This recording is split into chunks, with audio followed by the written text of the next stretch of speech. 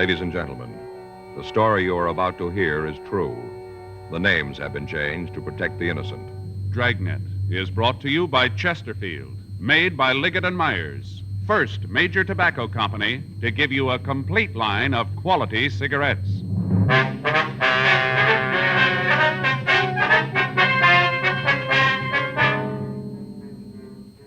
You're a detective sergeant. You're assigned a robbery detail. A gang has hijacked and robbed a bank truck. They've stolen over $100,000. There's no lead to their identity. Your job? Get them. During this holiday season, young America, all of us, will be concentrating on our favorite winter sports: ice skating, bowling, basketball, skiing. One thing you'll notice: whatever young America does, wherever it goes, Chesterfield goes along. Yes, Chesterfield is the choice of young America. Chesterfield is the choice of more thousands of smokers everywhere. People are learning the facts about Chesterfield, learning that Chesterfield is highest in quality, low in nicotine, learning that Chesterfield is really mild, really satisfying. So how about it, friends? Change to Chesterfield yourself. Smoke America's most popular two-way cigarette, regular and king-size Chesterfield. Best for you.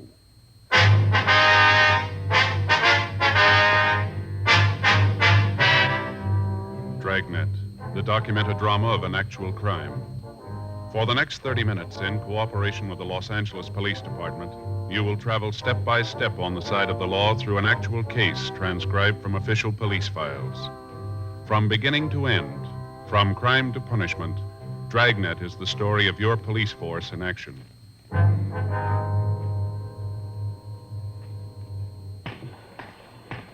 It was Thursday, June 5th. It was warm in Los Angeles. We were working the night watch out of robbery detail. My partner's Frank Smith. The boss is Chief of Detectives Thad Brown. My name's Friday. I was on my way back from the business office, and it was 10:52 p.m. when I got to room 27A. Robbery. Did you get him? Yeah, here's the gun. You got the double-aught buck? Yeah, Jack. Here you go. Any word yet? No, we ought to be hearing pretty quick. Nothing from Herman and Benson, huh? Last we got from them, they were over on Hobart. No action there? Nothing. I get it. Robbery Friday. Yes, ma'am. That's right. Well, when was this? No. No, that's a burglary. If you'll hold on just a minute, I'll have you switch them. Yes, ma'am. Hold on just 1 minute. Would you give this call to 2524, please? That's right, burglary. Thank you. Woman who wants somebody to come out and talk to her about her husband's work pants being taken from the clothesline. You should have gone out. Yeah. You got a cigarette? I'm fresh out. Here you are. Got a match? Yeah, thanks. Well, you might as well sit down. Take it easy. We got no idea how long we're going to be here. Guess so. You know, I'm still not real sure about how this tip came in. You want to fill me in? Call came through this afternoon. Man refused to give his name, just said he had some information he thought we'd like to have. No idea who it was, huh? No. Said it wasn't important. Went on to say that he could tell us where to pick up the men who held up the bank truck. Well, I figured it might be a crank, so I asked him how we could be sure the story was true. how'd he answer that? Said he could prove it. Said he had some of the serial numbers on the stolen bills. You check out? Yep.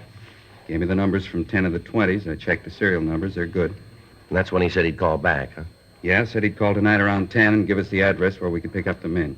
It's late now, about an hour, huh? Yeah. But he knows what he's talking about. We got to be here when the phone rings. No way of getting an ID on him, huh? None. What'd he say about the men? They heavy? From the way he tells it, they're loaded. Got all the guns and ammunition they need to hold out for a week. He knows that. Why couldn't he give us the address this afternoon? He said he wanted to put a lot of distance between him and the rest of them. Say how many there were? Not right out. The way he talked, though, we figure there's 3. Any names? No, said he'd tell us where to pick them up. Said when we blew the whistle, they'd tell us. Might be a little tight taking then, huh? If the way they handle the guards on the truck is any indication, it isn't going to be a picnic. How many men we got? Herman and Benson, we can call them in. Murph and Rafferty, Stewart and Creasy. Where are they now? Well, I saw Murph and Raff down at the business office just a minute ago. Said they'd be right in. I get it. Robbery Friday. Yes, it is. Where? Yeah, put him through. Call from San Francisco. Operator says station to station. Might be our boy. Huh, you'd have to fly up north to get there this fast. Airlines don't ask for recommendations when they sell a ticket. Wait just a minute. This Friday. Who's this? Okay, if that's the way you want it. Yeah. Give me that address. All right, let me read that back to you. 1657 Garfield Place, apartment 408. Is that right? Okay. Why don't you tell us your name? It won't do any... Hello? Hello? Oh, he hung up. I'll have the business office get on it, see if they can come up with a number. You got the address? Yeah, I got that here. The way he put it, job might be tougher than we figured. What do you mean? Well, I asked him his name. I told him it wouldn't make any difference if he told us. Yeah? He said make a lot of difference. Said they'd kill him if they found out that he finked on them. That figures. Yeah. Said that when he reads in the papers that they're dead, then he'll come in. When they're dead. Yeah. Says we won't take him alive. 10 days previously, on Thursday, May 26th, 3 men had stopped an armored truck on its way to the Federal Reserve Bank. The truck had stopped for collection on Wilshire Boulevard. The 3 hold-up men had approached the truck and produced sawed-off 12-gauge shotguns. At gunpoint, 2 of the men forced the drivers to go out to the San Fernando Valley. The third followed in another car. On a side road south of Ventura Boulevard, the suspects had tied and then beaten the driver and the guard. The 2 men were placed in the back of the truck, and after stealing all of the cash in the vehicle, the thieves had driven off. As soon as the theft was discovered, men from the Federal Bureau of Investigation were notified. Together with them, Frank and I followed down every lead. The crime lab went over the truck but found nothing that would help us in getting to the thieves. Latent fingerprints were able to come up with nothing. The driver of the truck and the guard had been shown the mug books, but they were unable to make an identification. The method of operation was checked through the stats office, but when the leads that developed were checked out, we were in the same position as when we first got the call. We had no idea who the thieves might be. Descriptions obtained from the 2 victims were broadcast to the entire nation, but there were no kickbacks. The FBI weighed and sifted all evidence in its Washington headquarters, but they came up with the same results we had. Nothing. The phone call from the informant was the first concrete lead that we'd gotten. There were 9 men from Robbery Division and 3 teams from the FBI in the operation. From the information we had, we knew the suspects were armed and they were dangerous. The people in the building were gotten out of their apartments. The building itself was completely surrounded. 1:36 a.m. We moved in. Boys in the street are set. Let's go. All right. Did you check the manager? Yep. Descriptions of the men in the apartment match the one we got from the driver of the truck. Checks out to be the same guys. The manager say how many there were? 3. She's not sure they're all in. All right.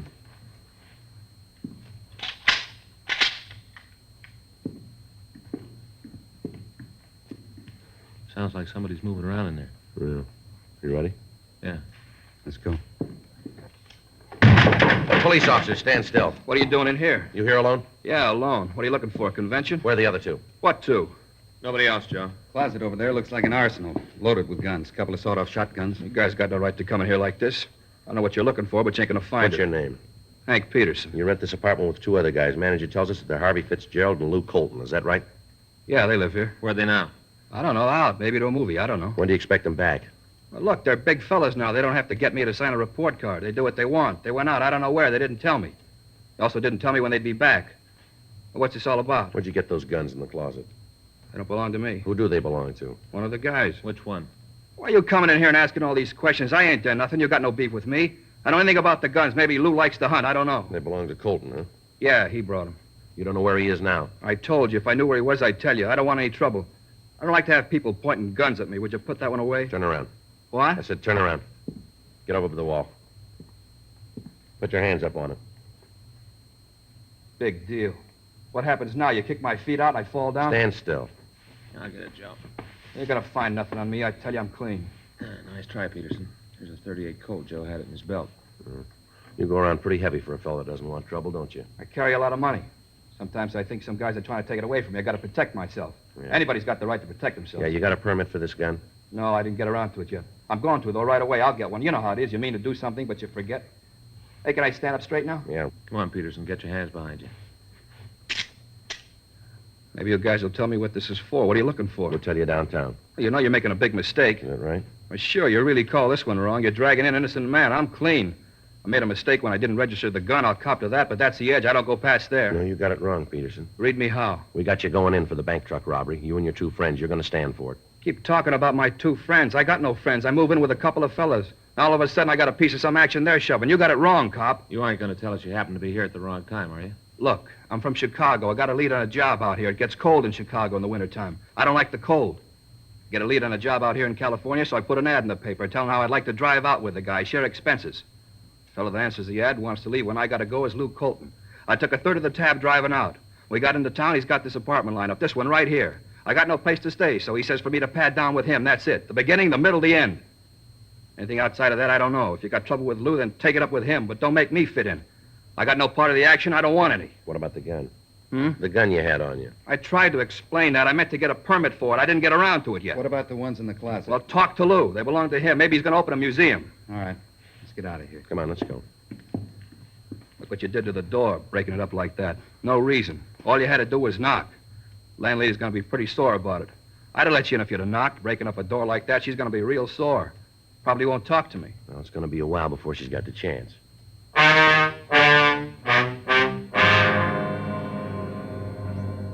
While Frank and I took Henry Peterson downtown, the other officers from robbery maintained the surveillance on the apartment.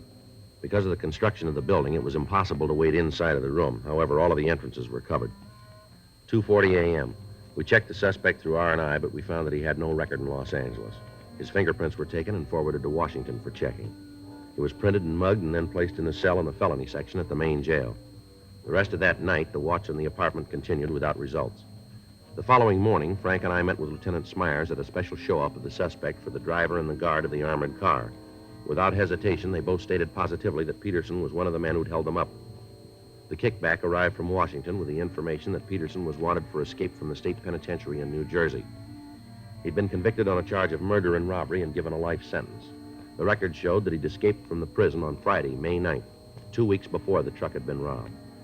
4:15 p.m. We had him brought from his cell, and Frank and I talked to him in the interrogation room at the main jail. You got a cigarette? Yeah. Here. Thanks. Here's a match. What do we got going? Same thing. We want to know about the robbery of that armored car. You figure there's something I could tell you on it, huh? We wouldn't be here otherwise. I'll make you a deal. We don't make them. No, hear me out. You might go for this. We can't promise you anything.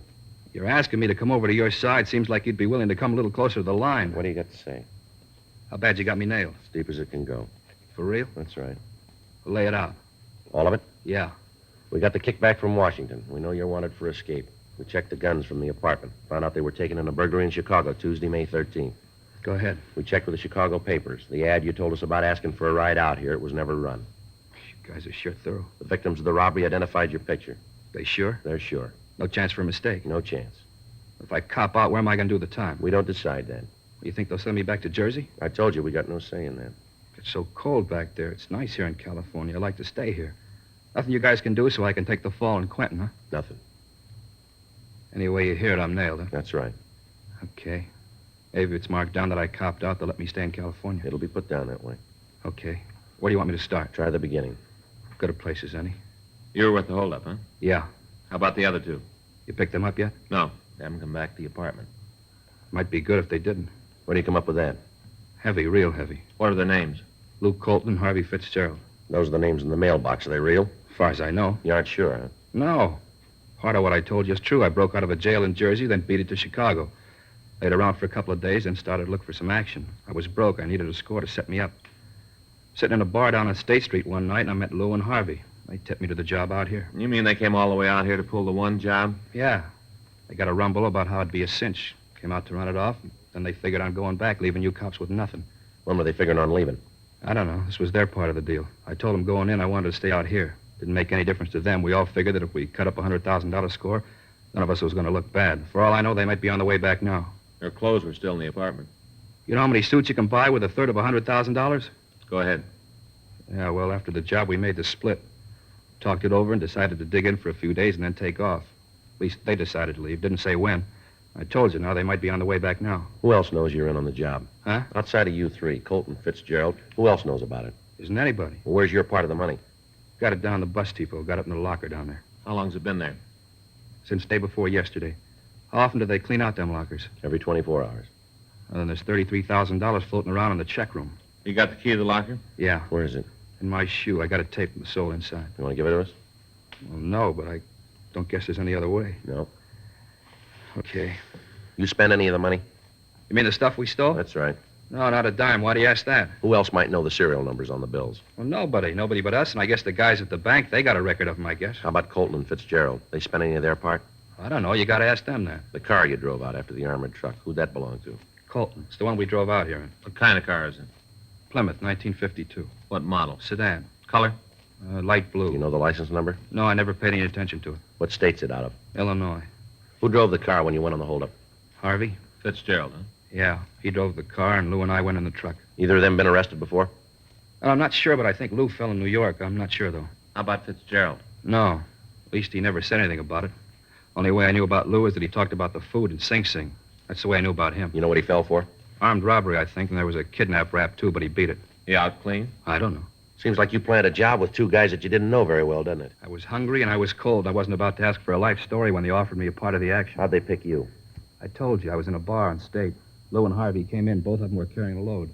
I was sitting there drinking beer, just the three of us in the place, and Lou was drinking pretty heavy.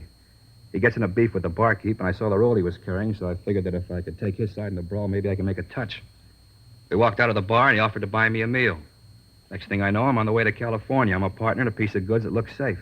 All that time in the car, and you didn't find out anything about your two partners? We drove straight through. And we weren't driving, we were sleeping. Anyway, I wasn't a solid member of the club. I wasn't about to get my nose mashed in for having it someplace where it didn't belong.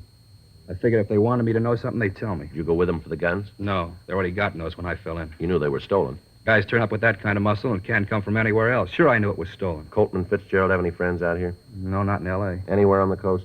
Well, I hear Lou's got some people up north. Where? Maybe San Francisco, Marin County, I don't know. Might even be Oakland. Somewhere around the Bay Area. They say anything about going up there? No. Of course, they might have. The way Lou likes to eat. Coming out here, he'd go 10 miles out of the way because he knew a place that had a good chili size. Think nothing of it. Never saw anybody who liked to eat so much. Real gourmet. Only with him, it was glutton. He mentioned any names of people he knew up north? No, just said he had people. Anything about the car they're driving that'd make it easy to spot? What do you mean? Well, like a dented fender, a scratch, anything to identify it. Yeah, it might be something. There's a kind of scratch in the back left fender, I think. Woman backed into us on the way out here. Cut right through the metal. You think of any reason why they might ditch the car? No. We kept a close tab on the papers right after the job and looked to see how much you had on it. When we didn't see anything, we figured the car was all right. I don't think they'd ditch it. It'd be pretty easy to trace. Lou owns it outright. Unless you want to try to grab cold plates, he'd drive it like it was. Okay. We'll get you your things, and you can come over to City Hall and make a statement. How about the key to the locker? Oh, yeah. There it is. Probably some money due on the package I'll have to owe you. We'll take care of it. Too bad, isn't it? What's that? $33,000. I haven't got the dough to bail out the package. Well, it works out even. What? We'd have no place to spend it.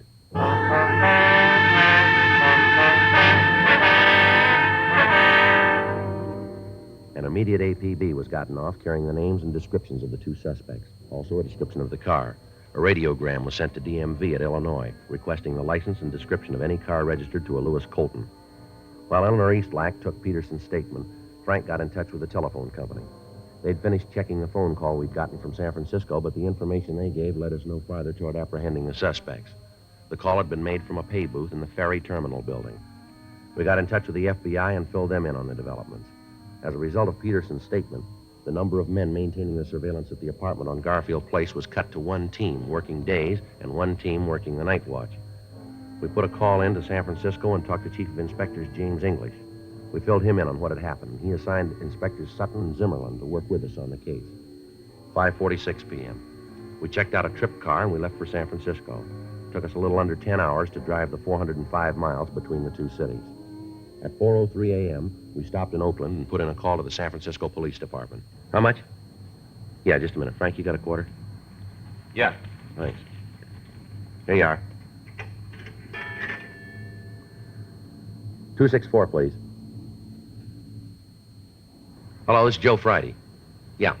You got a message there for me from Charlie Sutton or Jules Zimmerlin? Yeah. No, we just got in. Yeah. Oakland. What? Just a minute. You see that street sign up there? Yeah, wait a minute. 5th and Poplar. 5th and Poplar. Yeah. No, we're coming right over. When was this? I see. Well, if Charlie calls in, tell him that we're on the way, will you? Right. Thank you. Well, we're almost too late. What do you mean, they got a lead? Sutton and Zimmerlin called in 30 minutes ago. Yeah. They got the car waiting for the suspects now.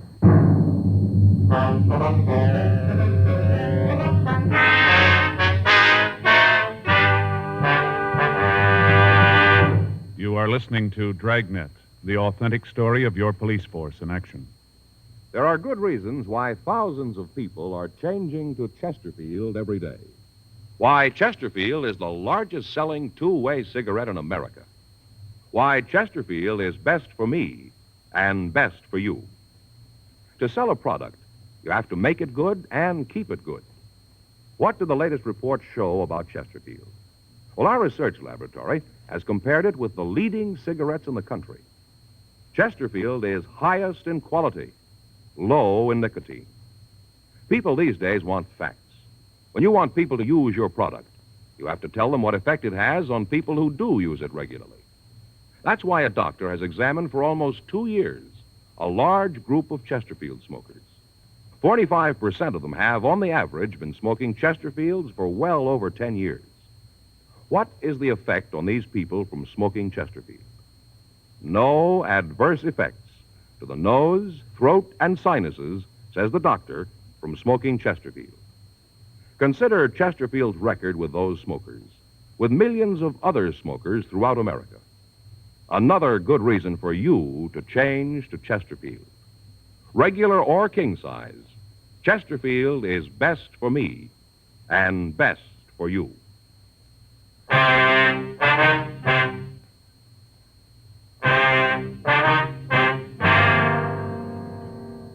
The address the business office had given me on the phone was a large garage located at the corner of Union Avenue and Lynch Streets. When Frank and I got there, we met with Inspectors Sutton and Zimmerlin. They told us that when they'd gotten the APB, a call had gone out immediately to the officers in the city to be on the lookout for a 1952 blue Plymouth with a dent in the left rear fender and carrying Illinois license plates. The suspects had parked the car in a no-parking zone on O'Farrell Street between Taylor and Mason Streets. At the peak hour of traffic, the car had been towed away from the parking place and left in a garage. While it was in the garage, the information on it had been received from our department, and an immediate stakeout was placed on it. We felt reasonably sure that the suspects would return for the automobile. They had no reason to think that there might be anything wrong. The address of the garage had been left so that they might find the car. All that would be necessary to release it would be the payment of the fine for overtime parking along with the towing and garage fee. The garage itself was a large building. It provided 4 stories for parking. The suspect's car was on the basement level. We were able to keep watch on it from a small office near the exit ramp. The attendants were instructed to act as if nothing was wrong when the suspects came in. Once we knew that they were in the building, the entrances and exits would be blocked and they would be taken into custody. There was nothing to do but wait. 5:30 a.m., no sign of Colton and Fitzgerald. 6:15 a.m., Frank went out and brought back some hot coffee. 6:45, 7 a.m. People began to come into the garage to get their cars, but not the 2 suspects. The later it became, the more difficult it would be for us to take the 2 men into custody. If there was going to be any shooting, we'd be in a bad position with civilians in the range of fire. 7:30, 8, 8:04 a.m. Somebody coming down there. Yeah. You see who it is? No. Jules. Yep. You and Charlie want to cover the other side? Right. And watch it. We should be able to get a pretty good look at him. Yeah. Lousy deal. You parked the car and it's towed off the street. What kind of town is this? They got a sign. You should have put it in the garage. You and your smart ideas. You read. Why didn't you see the sign? Who can tell you when... It's Colton and Fitzgerald. Yeah. You see Jules and Charlie? Wait a minute. Yeah, over by the gray Merc. Looks like they're all set. All right, let's go. Let's get this crate out of here. We can have some breakfast with the rope if you got it. Where did the cops pick their bank? They should have been more than you. Joe not sure it was the right thing to do. Look, you don't have to think. If I wanted somebody for that, you'd still be back east. You know one of these days you're going to open that mouth just a little too wide. Yeah, what do you guys want? Police officers, you're under arrest. Run, Art! Hit him off, Jules! The ramp, Joe. I'll get him.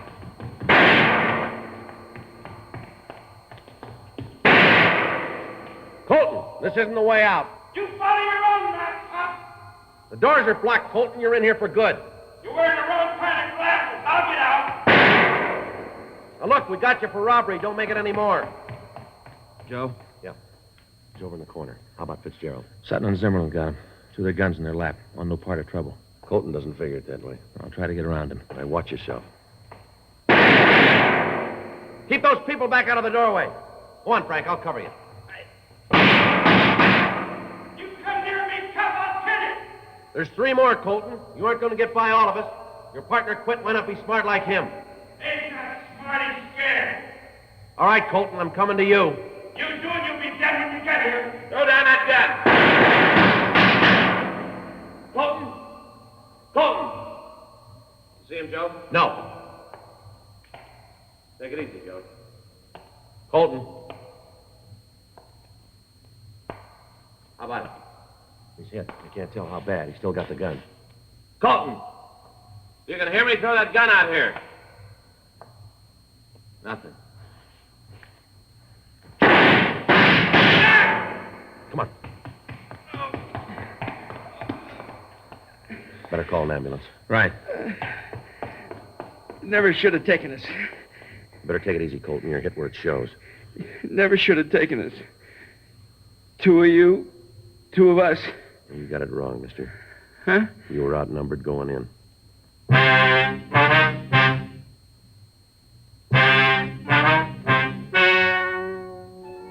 The story you have just heard is true.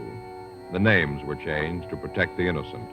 On September 18th, trial was held in Department 92, Superior Court of the State of California, in and for the County of Los Angeles. In a moment, the results of that trial. Now, here is our star, Jack Webb. Thank you, George Fenneman. The Chesterfield Christmas carton is the most talked-about gift of the year. It features the covered bridge, which, of course, inspired the Kissing Bridge song, now a highlight of the Radio City Music Hall Christmas show. The carton itself is featured in most of the 1,300,000 retail tobacco stores coast to coast. This Christmas, do what I'm going to do. Give America's most popular two-way cigarette. Regular and king-size Chesterfield. Best to give, best to get for Christmas.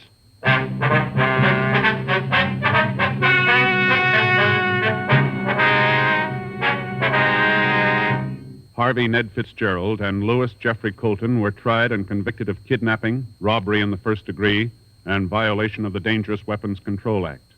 They were found guilty and sentenced as prescribed by law. Kidnapping is punishable by imprisonment for a period of from 1 to 25 years in the state penitentiary. Robbery in the first degree by imprisonment for a term of not less than 5 years. Violation of the Dangerous Weapons Control Act by imprisonment in the state prison for a period of not less than 5 years. Henry Vincent Peterson was remanded to the authorities of New Jersey for completion of his sentence. A hold was placed on him by the state of California in the event he is paroled. Be sure to read the current issue of Photography Workshop for an interesting and informative look behind the scenes with Dragnet.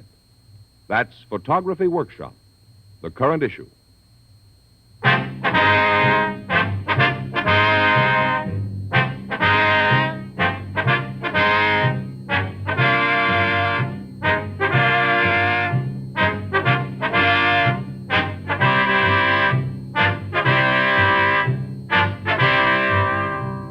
You have just heard Dragnet, a series of authentic cases from official files. Technical advice comes from the Office of Chief of Police W.H. Parker, Los Angeles Police Department. Technical advisors, Captain Jack Donahoe, Sergeant Marty Wynn, Sergeant Vance Brasher. Heard tonight were Ben Alexander, Herb Ellis, Vic Perrin. Script by John Robinson. Music by Walter Schumann. Hal Gibney speaking. Watch an entirely different Dragnet case history each week on your local NBC television station. Please check your newspapers for the day and time. Chesterfield has brought you Dragnet, transcribed from Los Angeles. Buy new Fatima, the smooth smoke with Fatima tips of perfect cork. King size for longer filtering, and Fatima quality for a much better flavor and aroma. This Christmas, give Fatima in the special Christmas carton. Cork tip and plain ends, too.